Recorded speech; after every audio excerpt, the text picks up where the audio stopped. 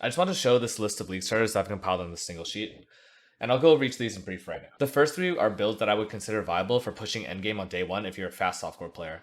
These include the Eye of Winter Miner on a quiz, the special Oni Tornado, which needs to buy an Oni Groshi, and then a Cold Seismic Trapper.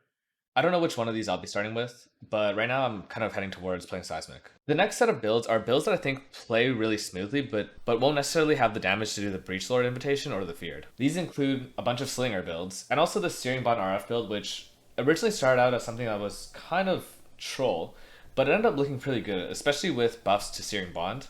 And some of the POBs have been, and some of the POBs have been customly configured to simulate what the damage will be, but gem information hasn't been put into POB yet, so it looks a bit crangled. I think of these builds, the Bloodslinger is by far the one that's most hardcore viable and most self-found hardcore viable. It's incredibly tanky, and it's really similar to the build I played during Gauntlet. I think the VDDD Slinger is a fairly solid take on Volatile Dead and Detonate Dead. It'll be really tough to do the encounters that have a really diluted corpse pool, things like Shaper and Elder, or doing Simulacrum, which will be virtually impossible, especially when you're pushing past wave 20.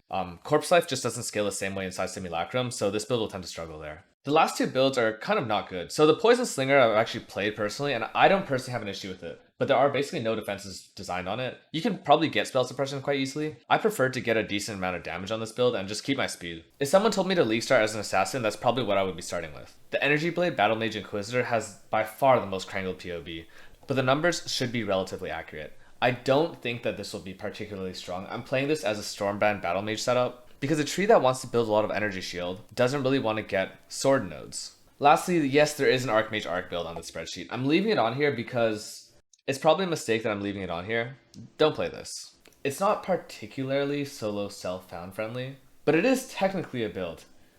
And the most surprising part about it is that it does cap all your resistance. Anyways, good luck with the new league, guys. It's gonna be a good one.